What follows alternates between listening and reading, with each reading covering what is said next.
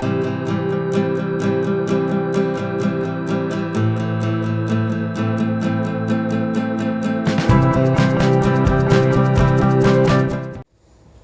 going on, guys? This is Tyler with Clean Cut Lawns. Hope you're all doing well.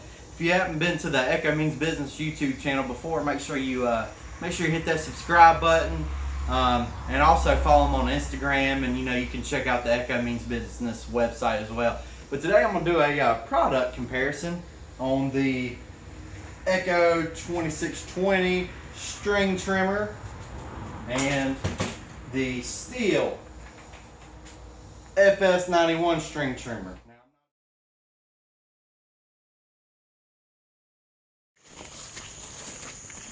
Hey guys, so I brought out here in this field the STIHL FS91, the R with the loop handle, just to show you how to do in some thick grass. And I brought the ECHO 2620 as well, and I just want to show you a little bit how to do in some tall grass.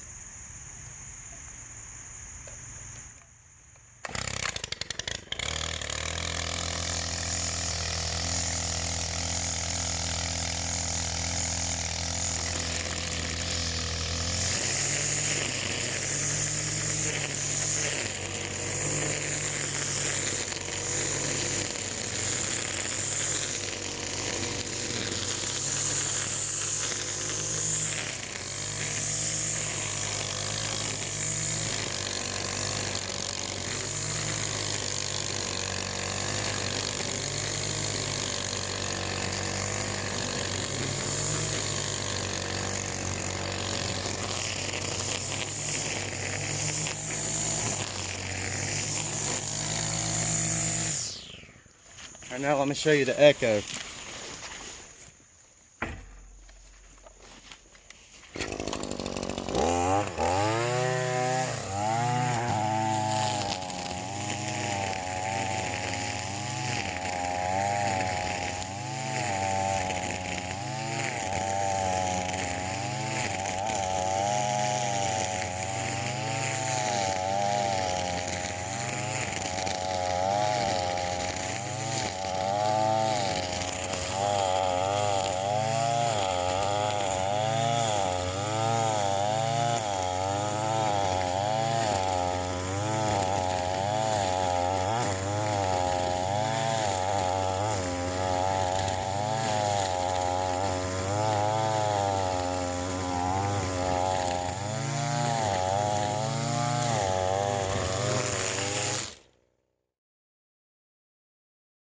ECHO did send me these trimmers to use, so I did not pay for them with my own money. So they did send them to me, and I'm going to try and give you the best feedback that I can on both of them after using both of them for several months now. And I'm just going to, I guess not really grade, but tell you which one I like more for different categories.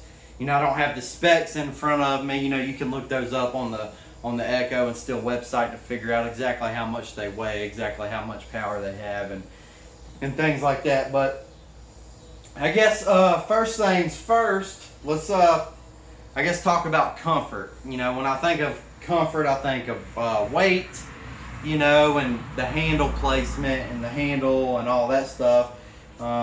And I'm gonna have to say I like the ECHO better, because the ECHO, it does feel lighter. I can easier grab it with one hand. If I got to go down a hill or reach up under something a little further, I can just one hand it. I mean, I can with the STIHL too, but it is heavier. And one thing, thinking about where your hand goes on the ECHO, I do like that the trigger right here is guarded a little more than on the STIHL.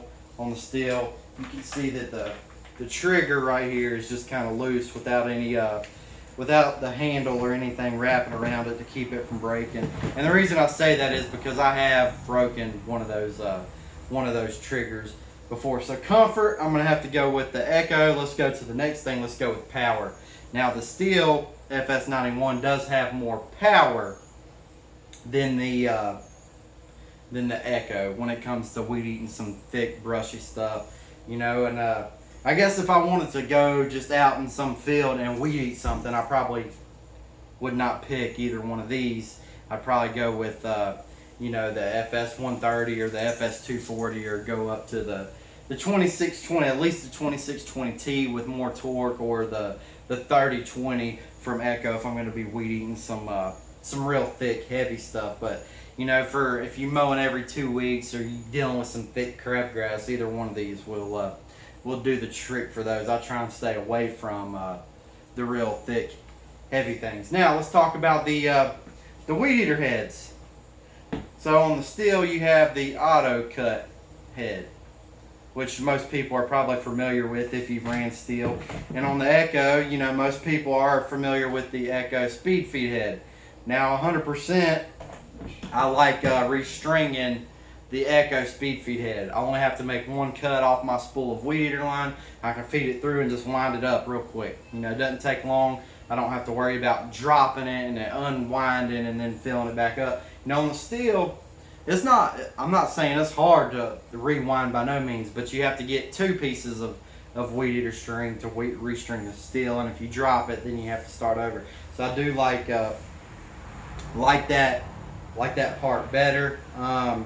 You know, the stop, I guess on the STIHL, I do like that the stop goes right back into place and you don't have to worry about putting it back in the on switch. You know, some people, I'm in the habit of cutting it off when I'm done and then flipping it right back on, so it's always in the on mode. But some people will leave it off and then you'll grab it and you'll start pulling it even though it's off, and it makes it more difficult to crank. Now let's talk about reliability a little bit. So, you know, reliability, and I mean, just truthfully, really wanted to use the STIHL a lot more, and really wanted to like it more. But when it comes to reliability, you know, this thing, you can tell just by how dirty that they are that the STIHL has a lot less use than the ECHO. And that's because, you know, even the first yard that I took the STIHL out on, I had this fence, and about 20 yards down the fence line, and then it cuts to the left and probably goes for about 75 yards. And you thinking I'm crazy for saying it's that long, but it's a 4 acre property, so the fence is pretty long. And I got to that corner after about 20 yards, and it would go wah, wah, wah, wah, even without letting off the throttle. Now the carb might need adjustment or whatever, but I did not think that it would need that right after using it. And I thought maybe if I run a couple tanks of gas through it, that it'll sort itself out, but that has not happened yet. So it will need to have a carb adjustment. At least that's what I'm thinking. I'm no mechanic. I know how to run the equipment. I'm not all that great at working on it, but the carb adjustment and things like that. You know, air filters and regular maintenance is pretty similar. The choke on both of them is pretty easy. I do like on the STIHL how the choke, you know, it's right here where my hand's tapping, you know, but if you pull the trigger, it automatically turns the choke off, as to where on the ECHO that doesn't happen.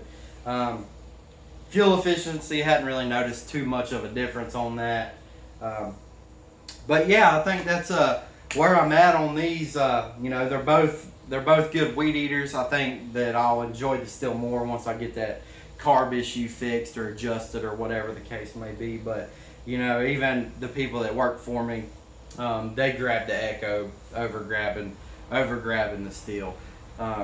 So I guess when it comes down to it, which one would I choose? I'd choose the 2620. They're both the same price range.